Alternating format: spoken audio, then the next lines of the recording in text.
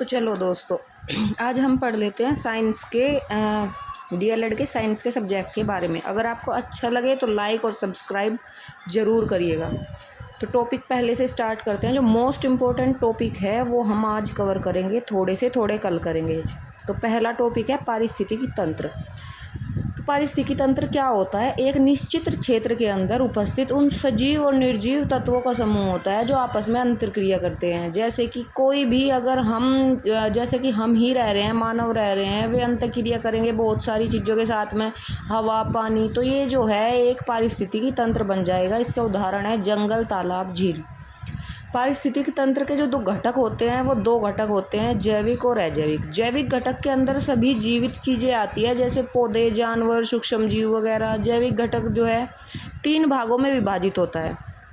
तो वे भाग कौन कौन से हैं उन्हें देख लेते हैं। पहला भाग है उत्पादक, जो भोजन का स्वयं निर्माण करते हैं, जो दूसरों को भी भोजन प्रदान करते हैं, वो होते हैं उत्पादक, हरे पेड़ पौधे वगैरह।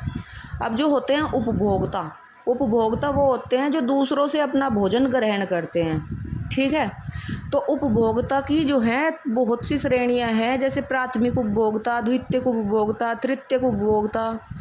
तो चलो अब हम इनके बारे में जान लेते हैं। तो प्राथमिक उपभोक्ता क्या होता है? प्राथमिक उपभोक्ता जो हैं ज़्यादातर शाकाहारी होते हैं, जो घास फूस खाते हैं, जैसे कि हिरण, खरगोश, टिड्डा। द्वितीयक उपभोक्ता क्या होते हैं? द्वितीयक उपभोक्ता वो होते हैं जो मांसाहारी होते हैं और जो प्राथमिक उपभोक्ताओं को अपना भोजन बनाते हैं, जैसे कि मेंढक, बिल्ली वगैरह। अब आए तृतीयक उपभोक्ता। तृतीयक उपभोक्ता जो होते हैं सर्वाहारी होते हैं, जो मेंढक, बिल्ली वगैरह को द्वितीयक उपभोक्ता को अपना भोजन बनाएंगे, जैसे कि सर्प, शेर, बाघ वगैरह जो हैं ये तृतीयक उपभोक्ता में आएंगे। अब जो है सर्वोच्च उपभोक्ता कौन से होते हैं? जो सभी को अपना भोजन बना लेंगे, हर किसी को खा लेंगे, जैसे कि हम किसी भी चीज़ को नहीं छोड़ते, सब चीज़ों को खा लेते हैं। इन मनुष्य जो होता है, ठीक है, तो मनुष्य हो गया, बाज हो गया, ये सर्वोच्च उपभोक्ता में आते हैं। अब इसकी जो तीसरी कैटेगरी है वो होती है अपघटक। इन्हें जो है सफाई कर्मी भी कहा जाता है प्रकृति का, क्योंकि ये जो जटिल चीज़ें होती हैं उनको तोड़कर छोटी छोटी चीज़ों में बदल देते हैं, भोज्य पदार्थों को, जैसे कि कवक और जीवाणु वगैरह। अब जैविक हमने घटक पढ़ लिए, तो अब हम पढ़ेंगे अजैविक घटक। अजैविक घटक क्या होते हैं? सभी निर्जीव चीज़ें जो होती है, जैसे सूर्य का प्रकाश, मिट्टी, हवा, पानी आदि। चलो, तो हमने एक टॉपिक कंप्लीट कर लिया पारिस्थितिकी तंत्र का। अब दूसरा टॉपिक कंप्लीट करेंगे खाद्य श्रृंखला। तो खाद्य श्रृंखला क्या होती है? परितंत्र में जो जीवों का एक रेखीय क्रम दिखाता है ना, कि कौन सा जीव किसे खा रहा है, उस चीज़ को हम जो है खाद्य श्रृंखला बोलेंगे। जैसे कि जो एक ही दिशा में चलेगा हमेशा, उससे हमें ये भी पता चल जाएगा कि ऊर्जा कौन से जीव से कौन से जीव में स्थानांतरित होती जा रही है। जैसे कि इसका उदाहरण है घास। अब घास को कौन खाएगा? जैसे टिड्डे ने खा लिया, फिर टिड्डे को किसने खाया? मेंढक ने खा लिया, मेंढक को किसने खाया? सांप ने खा लिया।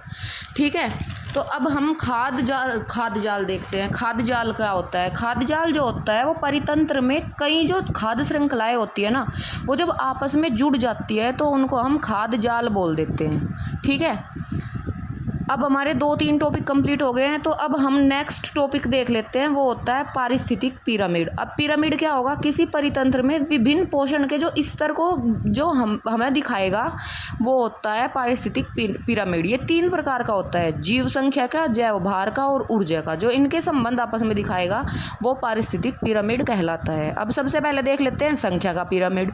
तो जो संख्या का पिरामिड होता है वो जीवों की संख्या को दिखाएगा।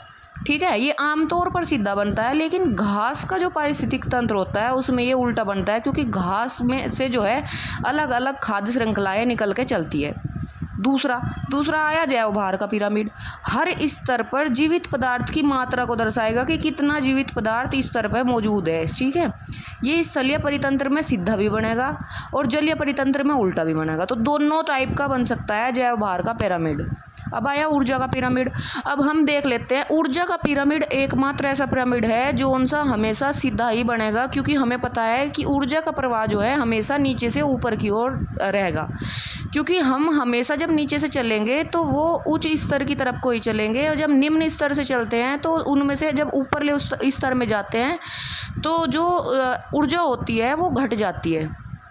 ठीक है ना। ऊर्जा के पिरामिड में ऊर्जा का स्थानांतरण जो होता है वो लिंडमैन के द्वारा बनाया गया था कि 10% का नियम होगा। इसके अनुसार ऊर्जा जब भी एक स्तर से अगले स्तर में प्रवेश करेगी तो सिर्फ 10% ऊर्जा ही अगले स्तर को प्राप्त होगी और जो है बाहर निकल जाएगी।